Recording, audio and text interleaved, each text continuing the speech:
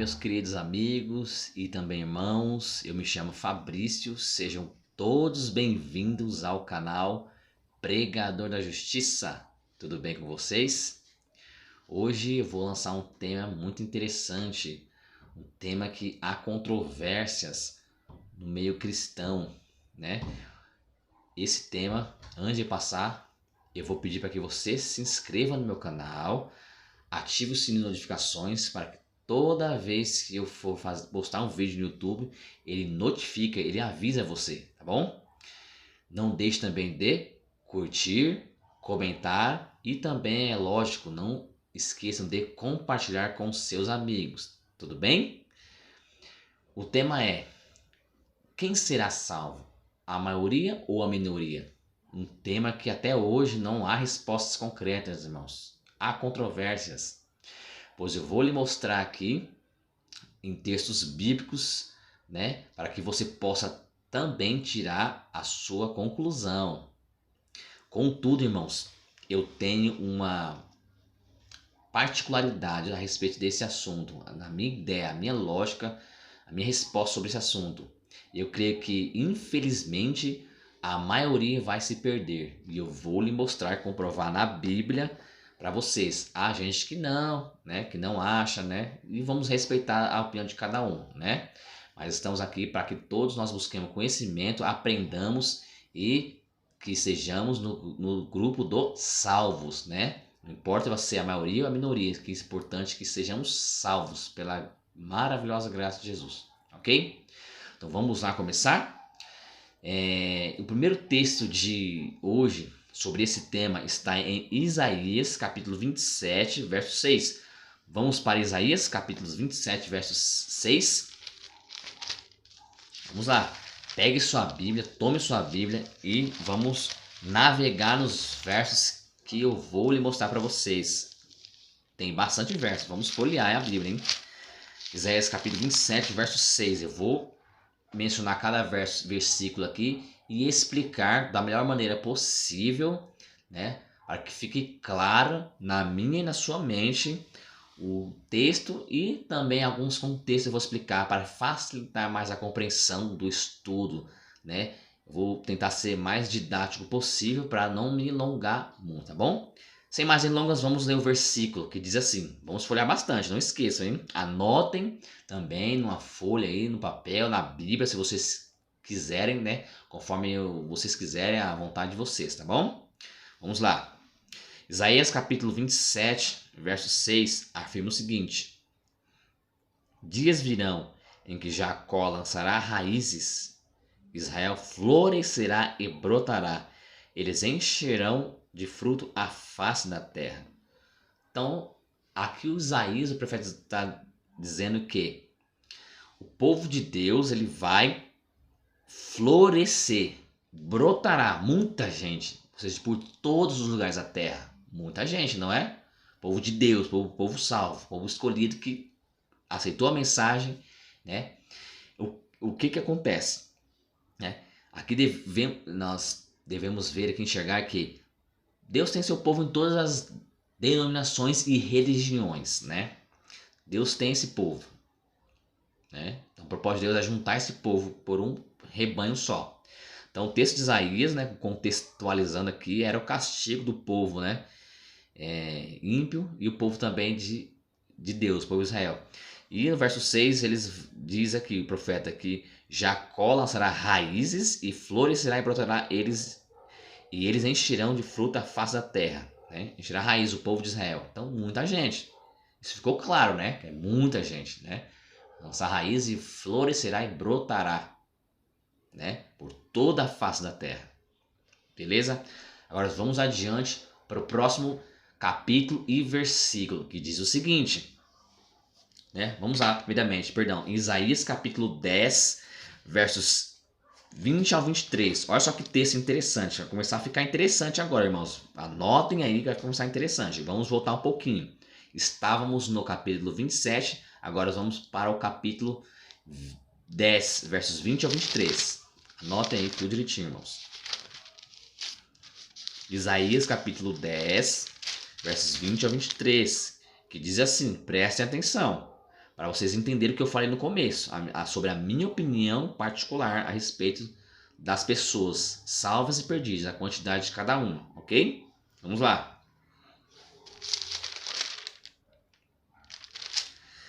Naquele dia, o restante de Israel e os sobreviventes da linhagem de Jacó nunca mais confiarão naquele que os feriu. Confiarão com sinceridade no Senhor, o Santo de Israel. O verso 20 diz que o restante, o remanescente, né, o resto de pessoas, confiarão naquele que os feriu. Vai confiar com sinceridade no Senhor, o Santo de Israel. Não naqueles que os feriu, né? O restante, um pequeno. Verso 21. Olha só como é que está nessa tradução, que eu gosto bastante, né? Que é a Almeida século 21. Você pode conferir nessa, se você tiver, em outras traduções, como a ARA, né? A João Ferreira de Almeida Revista Atualizada, a Almeida Corrigida, Nova Versão Transformadora, Nova Linguagem de Hoje. Você pode conferir na Bíblia Judaica Completa, você pode conferir na NVI, que é a Nova Versão Internacional. São traduções que eu tenho aqui, irmãos, e são muito boas também. Mas essa aqui deixa claro assim, ó, verso 21. Um remanescente retornará, sim, o remanescente de Jacó voltará para o Deus forte. Vocês viram aqui? Um remanescente, um pequeno povo se voltará para o Deus forte. Eu acho que esse texto é claro, né? Que o povo de Deus é um pequeno povo que se escolheu, né? Também para passar a mensagem para todas as pessoas, né? Para passar a mensagem para as pessoas. Isso não quer dizer que todas as pessoas vão aceitar a Jesus como seu Salvador, né? Então esse povo foi escolhido. Então é um pequeno povo que já está ali pregando a verdade. Olha o verso 22. Porque ainda que o teu povo seja como a areia do mar, só um restante voltará, ó Israel. A destruição está determinada, virá transbordando de justiça. Verso 23. Pois o Senhor dos exércitos, executará uma destruição em toda a terra que já está determinada. Vocês viram o verso 22 aqui, irmãos? Prestaram atenção? Vou ler de novo. Porque ainda que o teu povo seja como a areia do mar, ou seja, é numeroso o povo de Deus, ele é gigante. Mas infelizmente, olha só como o verso continua. Mas só um restante voltará, ó Israel. Vocês viram aqui? Só um remanescente, um pequeno povo voltará a Deus. E Deus vai executar a destruição naqueles que não aceitaram, mesmo sendo conhecedores de Jesus, do amor e da graça dele. Vocês viram aí? E adiante aqui, irmãos, vamos continuar aqui. O que Paulo fala a respeito desse verso. Paulo, em Romanos capítulo 9, verso 27. Vamos lá agora no Novo Testamento. Vou demonstrar para vocês o que Paulo fala a respeito dessa mesma passagem que o profeta Isaías menciona aqui. Romanos capítulo 9, verso 26. Perdão, verso 7. Desculpa. Romanos capítulo 9, versos 27. Diz assim. Também Isaías exclama acerca de Israel. Mesmos versos que vai citar. Ainda que o número dos filhos de Israel seja como a areia do mar, o remanescente é que será salvo. Aqui Paulo fala que é o remanescente. Lá o Isaías fala que é restante. Ou seja, a mesma coisa, né? Qualquer Bíblia você vai ver assim, restante ou remanescente, que é um pequeno povo. Então, Paulo citou a passagem de Isaías, dizendo que mesmo que o número do povo de Israel, de Deus, seja como a areia do mar, seja gigante, o remanescente, o pequenino povo é que será salvo. Então vamos lá adiante, mais uma passagem. Nós vamos agora para o livro de Ezequiel, voltar ao Antigo Testamento. Ezequiel capítulo 6, verso 8. Vamos lá. Ezequiel capítulo 6, verso 8. Pegue sua Bíblia e vamos aprender um pouquinho. Ezequiel capítulo 6, verso 8. Texto interessante também para aprendermos e aprofundarmos nesse assunto. Vamos que não acabou ainda não, tem muita coisa pela frente, meus queridos. 6:8 diz assim. O contexto é da profecia contra os montes de Israel, né? Deus profetiza que destruirá o povo ímpio, o povo desses montes que são idólatras, ok? Mas olha só o verso 8, como o profeta aqui diz. O que ele diz a respeito do remanescente? Mas, Deus dizendo, né? Mas deixarei um remanescente com vida, visto que tereis alguns que escaparão da espada entre os povos, ao serdes espalhados pelas nações. Então, Deus aqui é muito claro. Claro. Deixarei um remanescente com vida. Remanescente, mais uma vez aqui aparecendo, um pequeno povo com vida. Aqueles que vão ser fiéis a Deus, pela graça. Entenderam? Vamos continuar. Êxodo, capítulo 23. Nós vamos voltar lá no começo da Bíblia, no Pentateuco, no livro de Êxodo. Vamos ver o que Moisés tem a nos dizer. Êxodo, capítulo 23, verso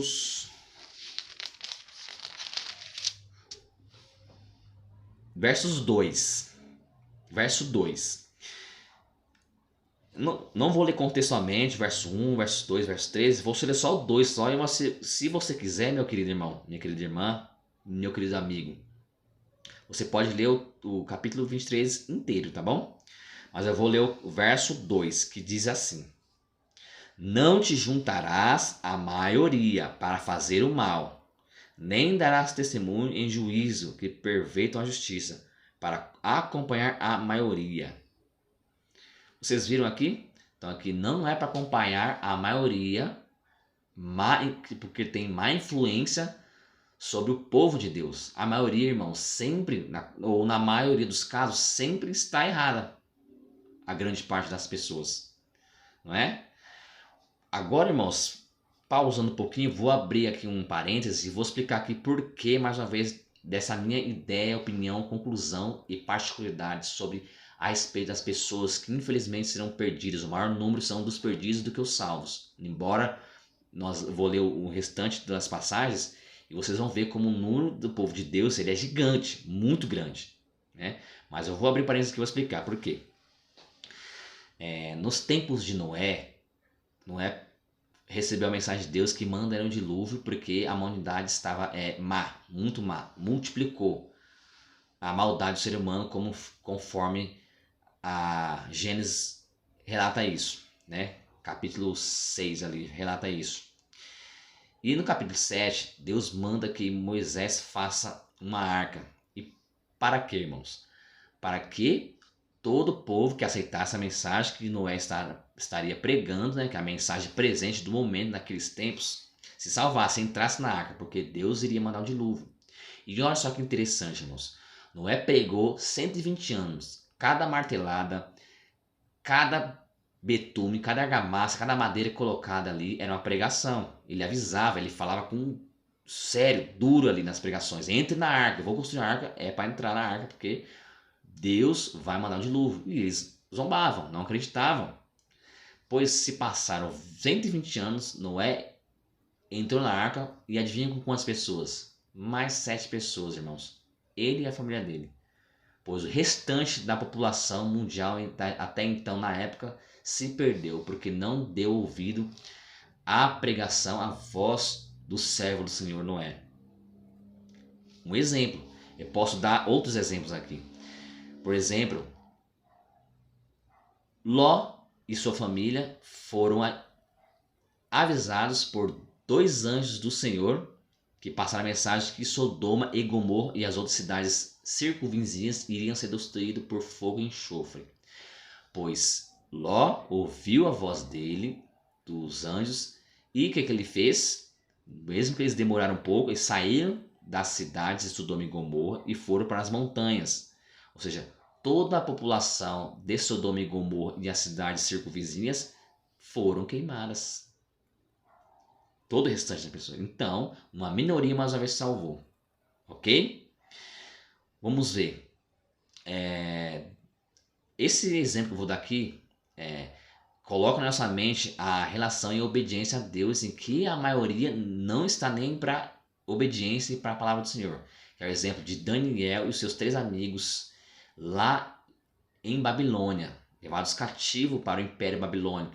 Nós vimos que no capítulo 2 e 3 ali, somente no capítulo 2, Nabucodonosor, até então rei de Babilônia, ele fez uma imagem, acho que é o capítulo 13, irmão, se eu não me engano, tá? Me corrijam aí, tá? Fez uma, acho que é o capítulo 3 mesmo, que o 2 ele tem a visão dessa estátua, né? Capítulo 3, ele manda fazer uma estátua com altura de 60 metros, né? De altura, de côvados, né? E ele faz com que todas as pessoas, né, que foram levados cativos se prostrassem e adorassem aquela imagem, menos os 3 amigos de Daniel, Sadraque, Mesaque e Abednego, né? Azarias, Ananias e o outro, que eu não me lembro o nome, né? Mas são 3 os amigos de Daniel, né? Não se prostraram à imagem do rei Nabucodonosor. Minoria. Né? E eu poderia citar outros exemplos aqui, meus queridos. Né? Agora nós vamos ver, fechando parênteses, dando continuidade no estudo sobre, no futuro, o que a maioria irá fazer adorando poderes e o que elas estão, né? Onde é que elas estão, vão estar, o futuro delas, ok? Vamos ver agora, né? Dando continuidade, vamos lá. Mateus 7, 13 e 14, um texto muito conhecido, né? Eu falei que ia mencionar para vocês no futuro, mas antes tem Mateus capítulo 7, versos 13 e 14. O próprio Jesus afirma isso, irmãos. O próprio Jesus. Olha só, que interessante. Mateus capítulo 7, versos 13 e 14. E se o nosso mestre Jesus disse isso, quem somos nós para duvidar? Não é? Olha só. Tem como título as 2 entradas, né? Ou as 2 portas, né? Os 2 caminhos. Mateus capítulo 7, Jesus diz assim, versos 13 e 14. Entrai pela porta estreita, porque larga é a porta e espaçoso o caminho que conduz à perdição, e são muitos que entram por ela. Vocês viram aqui? Jesus diz que são muitos, não são todos. Tá vendo? Então nem todos vão se perder e nem todos vão aceitar a mensagem. São muitos. São muita gente que vão entrar por ela. E o verso 14 diz assim: pois a porta é estreita e o caminho que conduz à vida apertado, e são poucos os que a encontram. Vocês viram aqui? Não são todos e nem são muitos. São poucos. Poucos que vão se acertar com ela. Então Jesus aqui é bem fácil e claro. A maioria vai entrar pela porta larga e a minoria vai entrar pela porta estreita, né? O espaço é apertado, mas que conduz à vida eterna, meus queridos. O próprio Jesus disse isso. Então, sejamos sinceros com textos e tire suas próprias conclusões depois que eu finalizar este estudo, ok? Né? Beleza? Vamos lá. Vamos para Apocalipse capítulo 13. Olha só que interessante. Apocalipse capítulo 13 diz assim. Apocalipse capítulo 13 fala de 2 poderes. Nós vamos entender aqui, vou contextualizar rapidinho para vocês para que não fique longo, né? Olha só. 13, versos 13 e 8 diz assim. Lembrando que o Apocalipse é simbólico, mas traz literalidades, verdades, para que possamos compreender, né, o futuro e as coisas que hão de acontecer. Também vi uma de suas cabeças como se estivesse ferida de morte, mas sua ferida mortal foi curada. Então toda a terra se maravilhou e seguiu a besta. Vocês viram aqui? Toda a terra seguiu este poder. Sempre a maioria, nunca a minoria. Ok? Sempre a maioria. E a maioria sempre está equivocada nas suas crenças, nas suas ideologias e filosofias. Ok? Olha o verso 8. Todos os habitantes da terra a adorarão. Esse poder, essa besta. Aqueles cujos nomes não estão escritos no livro do Cordeiro, que foi morto desde a fundação do mundo. Claro, né? Então, o texto é claro, diz que toda a terra, todas as pessoas, todos os habitantes da terra vão adorar esse poder, essa besta, junto com o outro poder, né? São 2 poderes. Um vai se aliar com o outro, vai dar apoio ao outro. Ok? Então vamos lá, mais um texto, Apocalipse 14, que é é o texto muito interessante, eu gosto muito, são as 3 mensagens angélicas. Eu não vou aqui decifrar todos os textos, falar todos os textos, mas eu vou citar aqui que a terceira mensagem angélica diz assim, ó, a respeito desse assunto, ó. Eu falei para vocês de Apocalipse 13 e o contexto das pessoas que vão adorar esses poderes, né? Que são a maioria. E o verso 9 em diante fala da terceira mensagem angélica. Olha só, vou ler só o verso 9. Seguiu-os ainda o terceiro anjo proclamando em alta voz: se alguém adorar a besta, olha só, a besta é sua imagem, capítulo 13 inteirinho, né? E receber o sinal na testa ou na mão, também beberá do vinho da ira de Deus preparado no cálice de sua ira sem mistura, e será atormentado com fogo e enxofre aos séculos dos séculos. E vai por aí vai. Vocês viram aqui? Quem acertar a besta, a sua imagem na testa ou na mão, né? Lembra que no capítulo 13 falou que toda a terra seguiu a besta, adorou a besta.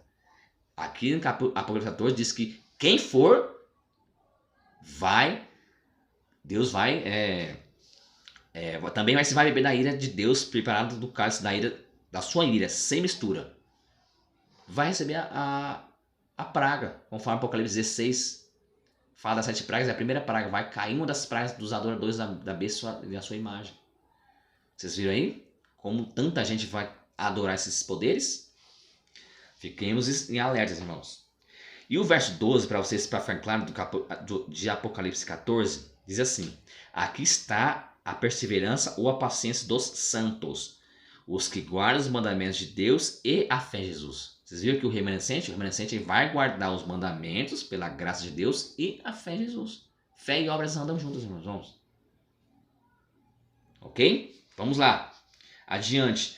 Apocalipse capítulo 20. Apocalipse capítulo 20, versos 8 e 9. Já estou finalizando o vídeo, já está acabando as passagens, tá? Anotem aí para ficar claro em nossas mentes, em sua mente. Apocalipse capítulo 20, versos 8 e 9, diz assim, ó. Aqui o contexto é Satanás preso e saiu da sua prisão, né? Os 1000 anos acabou, ele foi solto da sua prisão circunstancial, ok? Verso 8 diz assim, ó. E sairá para enganar as nações que estão nos 4 cantos da terra, Gog e Magog, cujo número é como a areia do mar, a fim de ajuntá-los para a grande guerra, para a peleja, né? Então Satanás aqui, Jesus ressuscitou os ímpios, né? E Satanás teve agora alguém para tentar. O que aconteceu? Ele seduziu as pessoas, os ímpios, que já vão receber o juízo, já estão perdidos, né? Para invadir a nova Santa Jerusalém, a cidade santa que descia do céu. E o que eu falo o verso aqui? Que o número desses são como a areia do mar. Lá em Isaías 10, 23 e em Romanos 9, 7 diz que o povo de Deus é como a areia do mar, mas só o remanescente será salvo. Aqui, os ímpios já perdidos, as pessoas, serão como a areia do mar, gigantesco, irmãos, gigantesco povo. Então eu creio, irmãos, que o número dos ímpios, dos perdidos e de todas as eras são muito maiores, inferiores aos que serão salvos, por mais que sejam grandes também. E para ficar claro nisso, como as pessoas salvas, né, pela graça do nosso Senhor Jesus Cristo serão grandes, eu vou ler mais um verso e um capítulo para vocês, para ficar claro. Olha só, irmãos, também é um número gigante, mas inferior ao número dos perdidos. Vamos voltar em Apocalipse capítulo 7, que fala ali dos remidos, a visão que João teve dos glorificados, as pessoas que vão ser glorificadas no céu. Olha só a visão dele, irmãos.